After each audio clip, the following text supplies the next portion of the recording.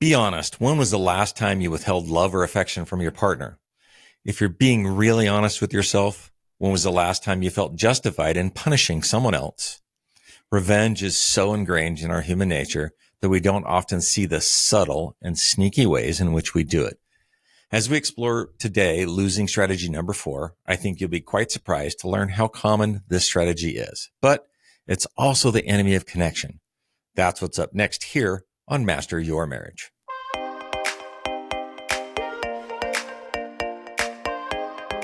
Welcome to another episode of Master Your Marriage. If you are new here, welcome. We appreciate you for dropping by. You know, we do release a new episode each week, so be sure to subscribe to the show. And if you find value from today's episode, would you kindly consider leaving us a 5-star review and a comment? It really does help us to reach more individuals looking for help in their relationships. Over the past several weeks, we've been exploring common but destructive losing strategies that often couples fall into as they grapple with the realization that their relationship isn't fulfilling all of their desires. Our goal is to help you recognize these patterns so you can create something better, something truly loving, passionate, and joyful in your relationship. So just today, I was working with a client and she confessed that, you know what, I'm kind of afraid of this whole looking in the mirror thing. I'm afraid of taking responsibility because when I do something, I go all in. And so if I start taking responsibility, you know what, I might really end up feeling badly and ashamed of myself, which I thought was interesting. Yeah, no one really wants to take responsibility. No, it's painful. Yeah. But that's not what empowerment is about. Empowerment is the ability to observe and analyze our behaviors so that we can awaken to ourselves. It's about waking up and then interrupting our autopilot, our automatic responses with a more conscious and wise action that's going to ultimately lead us to the life that we want, right? And Dr. Terry Real calls this awakening, he calls it second consciousness. And, you know, to really create a renewed relationship it's really going to be built on a series of these second consciousness moments where we move away from our impulsive natural man, like we talked about last week, right, our natural man behaviors, and move toward more deliberate choices. Yeah. And so today we're going to discuss the 4th losing strategy in relationships. It's called retaliation or punishment. Now, they're called losing strategies. I often call them knee-jerk reactions because sometimes it fits that category. But retaliation. So retaliation is this. If I don't get what I want from you, then I'm going to make you pay. I'll punish you or find some way to inflict some suffering on you so that you'll know that I'm unhappy. Or as we'll talk about later, you'll be as unhappy as I am. Yes. Ooh, that just sounds bad when you say it that way. It does, doesn't it? Right. Yet we still do it. And retaliation is very ego driven. You've probably heard the old adage, don't get mad, just get even. Eye for an eye. It's in the Bible. Let's do this thing. Right. Well, it is very common behavior. And generally, we resort to retaliation after the first 3 losing strategies have failed. Ooh. So it might sound a little something like, you know what? If you're not going to admit that I'm right, because remember, the first losing strategy was needing to be right. Yeah, needing to be right. If you're not going to let me control you, which was the second losing strategy, and you don't care about my feelings, well, then take that. I'm just going to get even. Yeah. And revenge is so ingrained in our human nature that we all understand it intuitively. But it's worth exploring why we engage in this activity and why it's such a hard strategy to resist.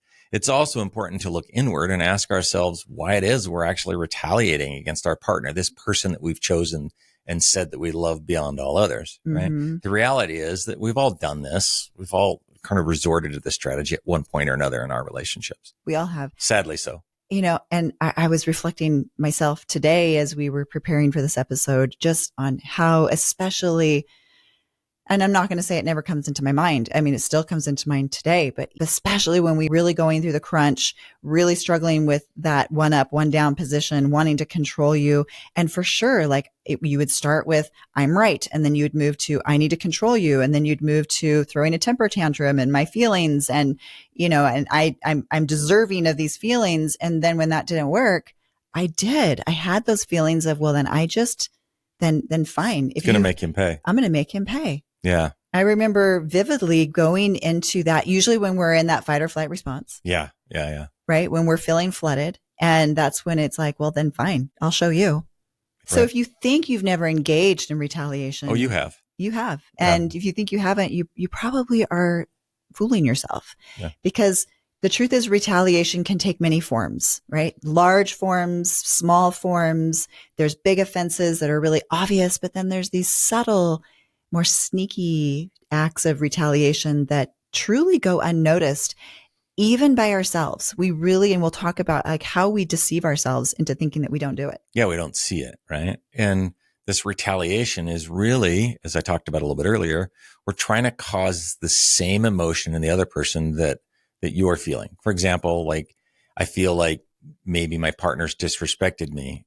So I might ignore them on purpose or give them the silent treatment, or you might start interrupting them intentionally, or you get sarcastic or roll your eyes, become dismissive. And this is all a way to retaliate back because you got your feelings hurt. Right. You disrespect me, I disrespect you. Yeah. So I'm just going to do it in a different way. So it's really common. The point is that it's really common. A lot of the time, we don't even know that we're really doing it. We just feel some big, uncomfortable, negative emotion that we don't like. And so we want the other person to feel the same way that we're feeling. And so we either consciously or unconsciously create some sort of situation where they're forced to feel what we feel. Yeah, we slip into this strategy because it's just comfortable. Mm-hmm. And Charlotte's talked about one of her strategies. We're going to talk about one of my favorite strategies that my body favors that I try to get out of. You know, I think on some level, the reason why we do retaliate is because we want the other person to understand how much they have hurt us. And ultimately what we desire, but we don't really get to the need behind it. But what we desire is we desire reconciliation. We desire them to take accountability and to fix things. But instead of doing it the right way, we use this losing strategy that ironically is always going to fail. It just drives a wedge in the relationship. Right. Yeah. So let's break down so we can get a clearer picture of kind of this retaliation. So there's two primary forms of retaliation, as we talked about. The first is direct, right? Also known as overt, right? This is explicit hostility to harm and an open desire to cause pain and suffering. And this can be in the form of physical or verbal aggression. And it's usually saying something in the verbal side. It's usually saying something demeaning or devaluating or being critical to one another. Mm-hmm. So for example, let's give some examples. You might say to your partner, oh, you think I'm mean. Well, everyone says you're the mean one. In fact, did you know that the only reason why you have any friends at all is because of your money? Yeah. And it's just that one up. Mm-hmm. Yeah, that's totally really what it is. Another example is maybe you're leaving for vacation, right? And you feel like your partner didn't help you enough with getting the house packed and getting everything cleaned and getting the kids ready. So the whole way you're driving to the airport, you criticize maybe they're driving. They're too fast. They're too slow. Why did they make a lane change? And then you yell about them. You yell at them all the things they did wrong. You didn't get the baggage out fast enough or whatever, right? So it's just this subtle little way you're feeling upset. And so you're venting, but you're doing it through these little retaliatory actions that are really just driving a wedge further in that relationship. Not to say that we all haven't done it, because we all have. Of course. And at the core, really what's behind it is there's a desire to harm and to cause pain because I feel pain. Yeah. Now, Robert just talked about the more direct way. There's also an indirect or covert retaliation. So this is more subtle. It's a more subtle way to retaliate. Although I'm sure that the person who's experiencing doesn't feel like it's so subtle.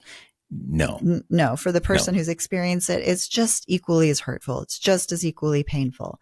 But indirect revenge is also called passive aggression. That's my favorite flavor. Yeah, we've heard that. Mm-hmm. And it manifests in different ways. It manifests through sometimes withholding approval, affection, love, attention, respect. It might be refusing to say, I love you. You know, maybe your partner says, I love you, and you don't want to say it. Or maybe your partner tries to show some form of physical affection, maybe give you a hug, and you refuse to give them a hug. So this is where retaliation can be really subtle, almost so subtle that we can deny it to them, deny it to ourselves, but it's still a form of aggression. Yeah. And as we've talked about each of these patterns, and if you see these patterns in yourself, like I said, that's my favorite flavor.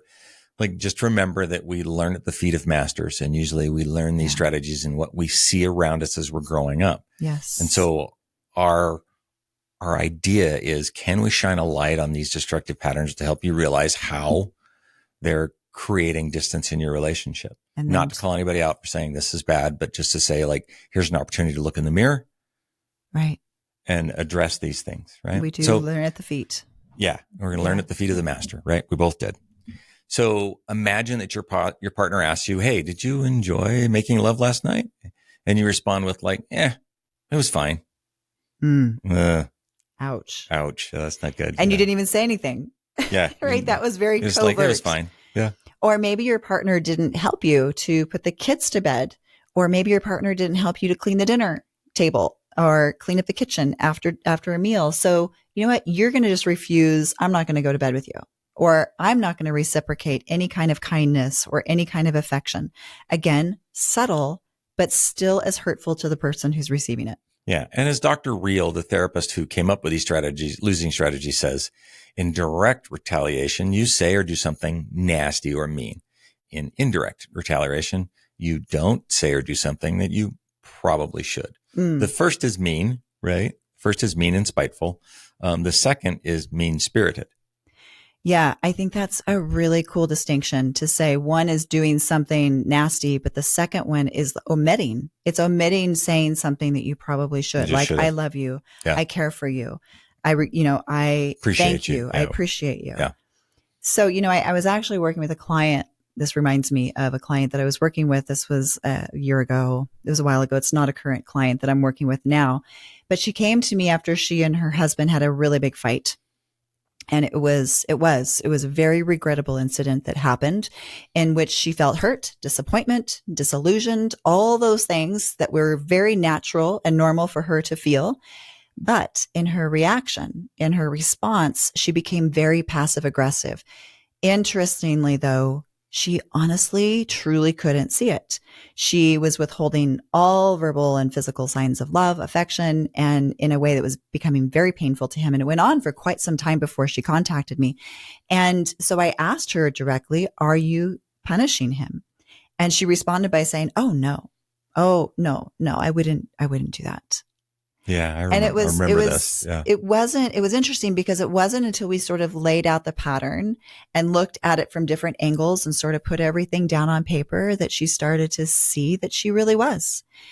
And that's just a lesson in that, because she didn't realize that because she felt hurt, she wanted to hurt him. She didn't realize that she was doing that. And so once she was finally able to start to see it, she was able to realize, okay, this behavior that I'm doing doesn't really align with who I want to be.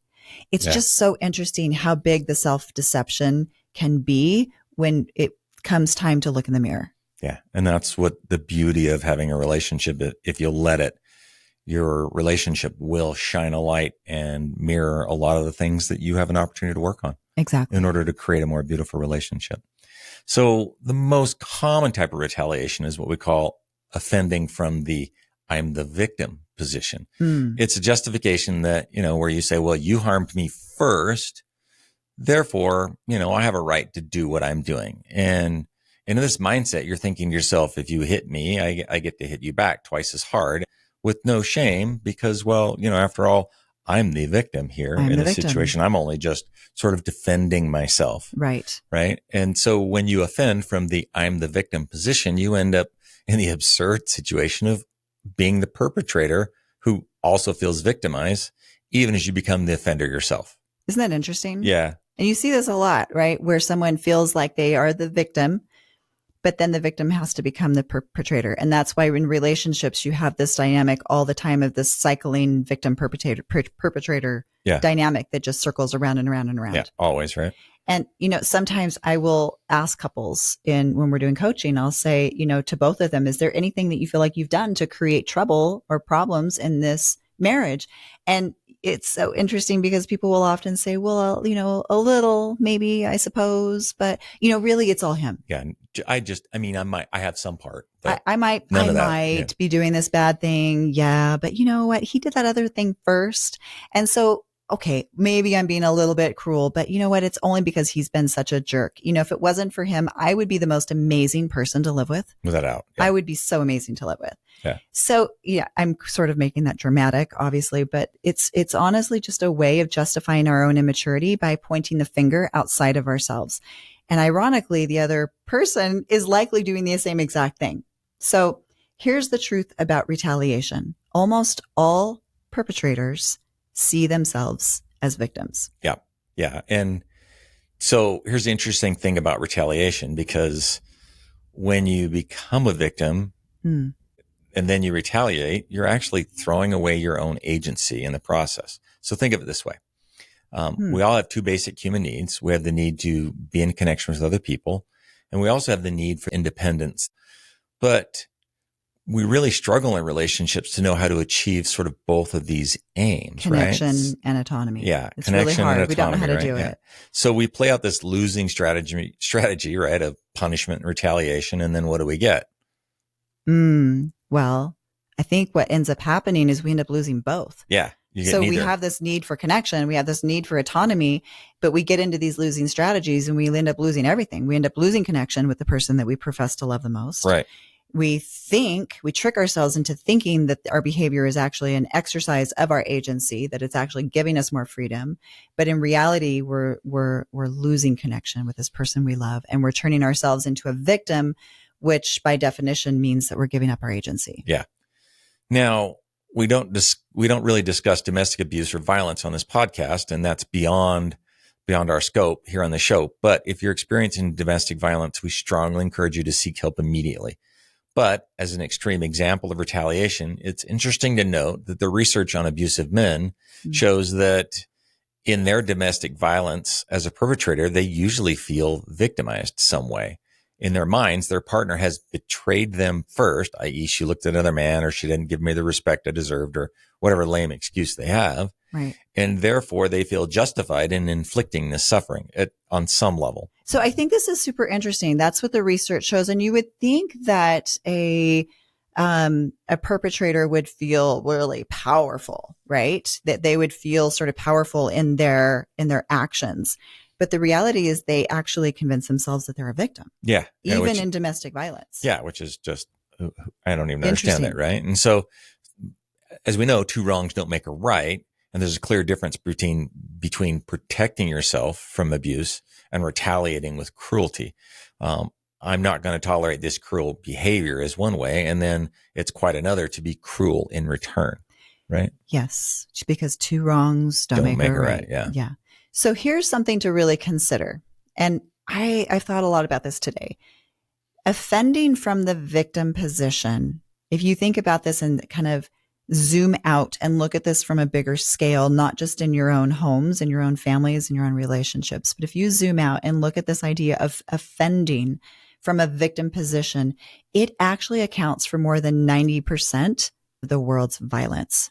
Okay, so think about that. I'm going to say it again. 90% of the world's violence stems from feeling justified in committing some form of retaliation or revenge, likely an even higher number than that. So whether it's us giving the silent treatment to our partner, or an unkind or harsh word to them, or if you zoom out and look at this more on a global scale, the seemingly endless cycle of violence between countries or ethnic groups, it's all fueled by righteous anger of the victim. Yeah, there's always this one part. I remember watching, a story about World War II and Pearl Harbor, and, they always say history is written by the victor, right? And so, from our perspective in the United States, Japan attacked Pearl Harbor December 7th, 1941 without provocation. But in truth, Japan's position was the U.S. was about to cut off their oil supply, so they had no choice. Mm-hmm. Mm-hmm. So Japan was sort of fighting for their oil supply, which really meant, everything to them. And, if we look at that from the other side, what would the U.S. do if somebody was going to cut off our oil supply? So the actions were fueled by what they felt like was righteous anger, Right. and they felt justified in doing that action.